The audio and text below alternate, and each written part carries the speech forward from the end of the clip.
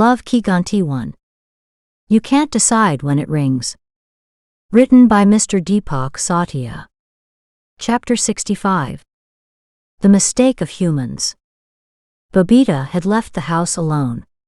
She was unaware that Garikpal and Ashish had been searching for her alone for several months in a car with black windows. In so many months, both of them had come to know the entire route from Babita's house to the university. So as shortly as they saw Babita, they started chasing her. "Guri, we will need the thing," said Ashish. Lust was clearly visible in his eyes. Garikpal looked at himself in the mirror and laughed like a villain. Even more lust was visible in his eyes. He took out his mobile and gave it to Ashish. Ashish immediately called the chitta supplier and asked for fast delivery of chitta. Babita, who had experienced Nirbhaya's pain in her imagination, did not know that two drug addicts had prepared to do the same fate to her. In a desolate village in Uttar Pradesh, several kilometers away from Dehradun, a young monk named Tadal was talking to the maternal uncle, of a 15-year-old mad girl.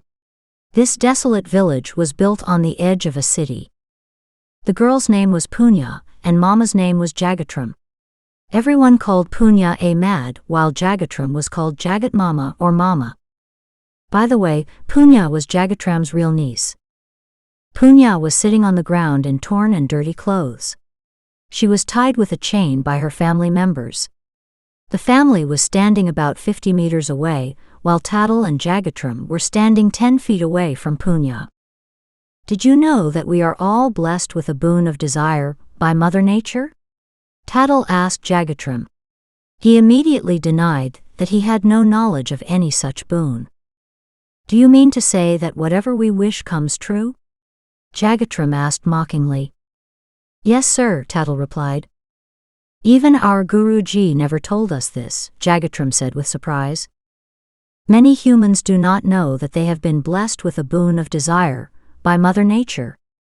That is, whatever wishes a human being makes, Mother Nature starts fulfilling that wish. Whether humans are aware of this boon or not, all their desired and undesired desires continue to be fulfilled throughout their lives," said Tadal. "This boon works even if we don't know?" Jagatram asked, as if he had heard something wrong. "Yes, sir, whatever you ask for, knowingly or unknowingly, starts getting fulfilled," Tadal replied. Jagatram started thinking about something. While thinking, he saw the untruth in Tadal's words. He felt that, like the old sages, this young sage too would fool them and deceive them. If it had been so, then no bad thing would have ever happened to any person in this world, because every person knowingly or unknowingly only thinks about his own benefit, Jagatram said from his side, while showing the mirror to Tadal. Hearing this, Tadal started laughing even in the sad atmosphere. "So what you mean to say is that humans never wish bad for themselves," said Tadal. "Hey, every person seeks his own benefit even in sleep. No one wishes harm for himself even unknowingly. Yet so many bad things keep happening to humans." Jagatram spoke almost tearfully. It was clear that he was worried about his niece. He said this and started looking at her. "Do you still ask for your benefit even when you are afraid?" Tadal asked seriously. Hearing this question, Jagatram's attention shifted from his niece back to Tadal. "What do you want to say?" Jagatram asked. "Suppose a lion comes here at this time, what would be the first thought that would come to your mind?" Tadal asked, giving an example. "I am going to die, because the lion will eat me." After thinking a little, Jagatram replied. "So tell me, which unwanted wish of yours is hidden in this idea?" Tadal asked again. "Death," came out of Jagatram's mouth in panic. "So is the wish to die a true wish?" Tadal asked. Jagatram could not answer. He understood how people unknowingly make bad wishes for themselves. If you pay attention, you will realize that what you are calling death is actually untimely death. That means dying before time. "Which is the purpose of Satan," Tadal said while explaining. "Satan," came out automatically from the mouth of a very nervous Jagatram. "Yes, Satan. He aims to completely free the earth from humans by killing all of us humans. To fulfill his purpose, Satan uses our boons against us and turns them into a curse. That is, due to the boon of desire, Mother Nature gives us the opportunity to live long, but we come under the influence of Satan and ask for untimely death. Satan kills people whose minimum age is 120 years in just 60 years. Tatl said, feeling very sad. Jagatram was shocked to hear that the minimum lifespan of humans is 120 years. But isn't there a solution for this? Jagatram asked, because now he could see only the truth in Tatl's words. It is absolutely true. All human beings should always remember the boon of wish. After that, it should be ensured that they always think good for themselves as well as for others. Tatl said excitedly. Hearing this, Jagatram thought that Tatl was joking because this did not seem like a solution to him. Listen to me carefully. When I asked you to think about the lion, did I tell you that the lion will come and kill and eat you? When Tatl said this, Jagatram started thinking. Jagatram's neck shook. No. I just said that if a lion comes here, what will be the first thought that comes to your mind? I had only told you about the arrival of a lion, but since your mind is in the habit of thinking bad, you thought that the lion would come and kill and eat you as well. When Tatl explained, Jagatram found his words absolutely correct. Our mind has the habit of thinking bad, said Jagatram. No, Satan has inculcated in you the habit of thinking bad, Tatl said while correcting Jagatram. Then we have to develop the habit of thinking positive, Jagatram said, understanding the seriousness of Tatl's solution. Yes. Whatever may be the situation, always think positive for yourself and others. Tatl said happily. If I asked you the same question, what would your answer be? Jagatram asked. I would say that there is no lion in this area, hence the lion cannot come here. When Tatl said this, Jagatram felt that Tatl was cheating. Suppose a lion comes here from somewhere? Jagatram said. There is no possibility of the lion coming here, Tatl said again. Hearing this, Jagatram got angry. He remained silent for some time and started thinking. Suppose a group of force guards are taking a caged lion through this road from one state to another, and suddenly they meet with an accident, and the lion gets free from the cage and comes here? Jagatram asked. Tatl laughed after hearing the question in detail. Then what? The lion will come and see me and hide. Tatl replied. Why would he hide after seeing you? Jagatram asked. Because lions know that we humans have the ability to put him in the cage. He will hide from me in fear so that he can avoid being captured.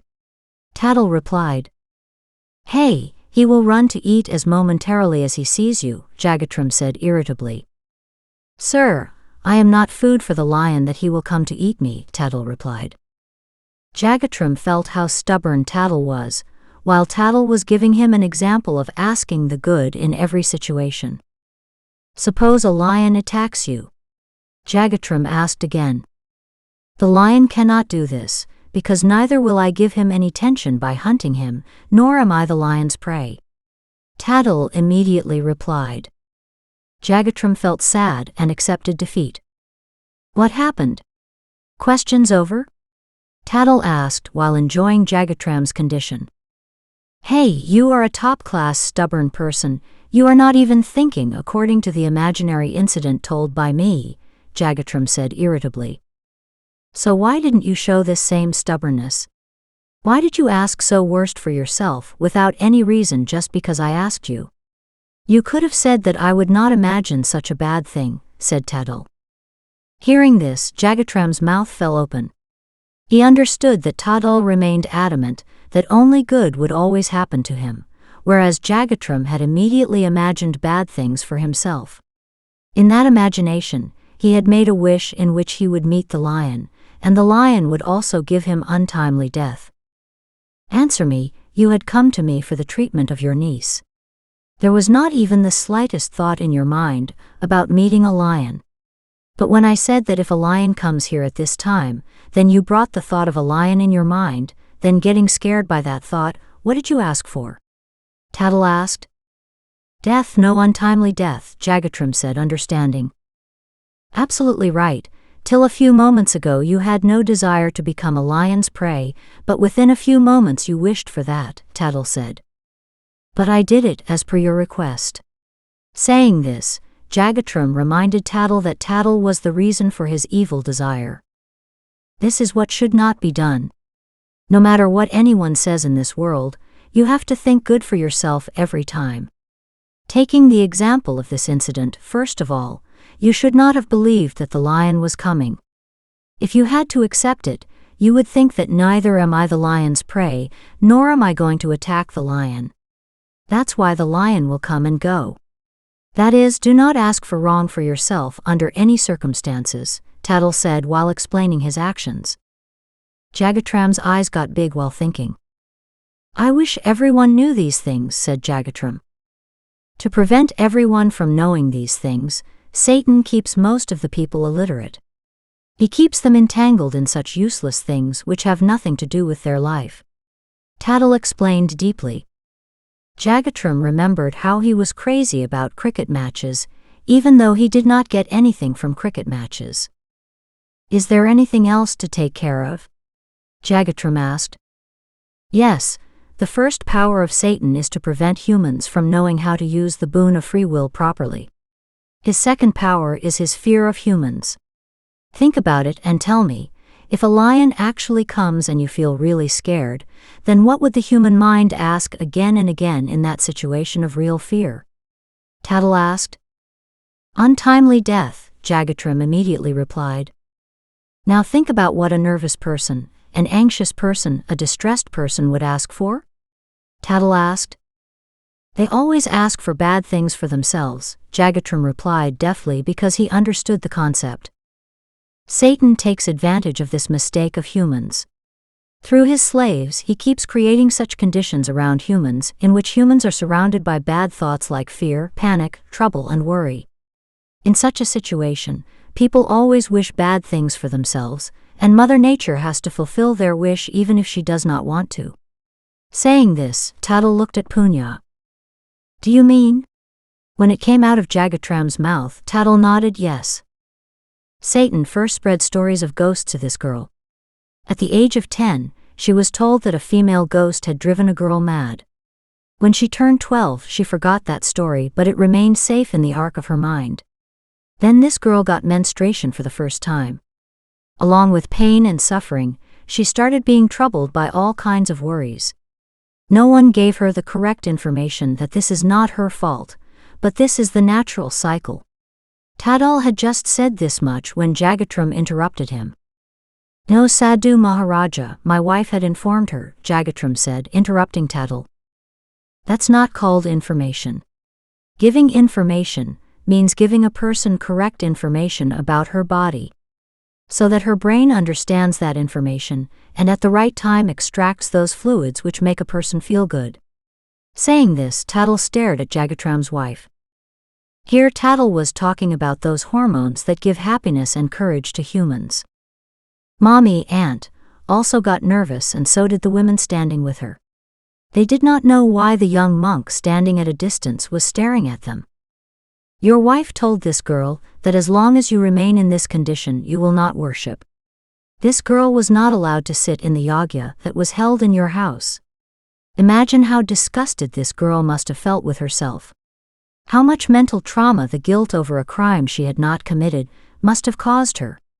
Tattle embarrassed Jagatram by saying this. Jagatram had not told anything about all this to Tattle.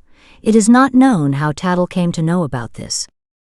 It was true that Mommy had stopped Punya from doing puja during her periods, and she had also stopped her from taking part in the yagya. This was Mommy's mistake, but in reality Mommy was also innocent. This was the tradition in their society for years. Mommy had treated her daughter the same way. Mommy herself used to behave like this with herself. On the day of yagya, even the pundit himself had told them, if any girl is going through those days then she should not take part in the haven.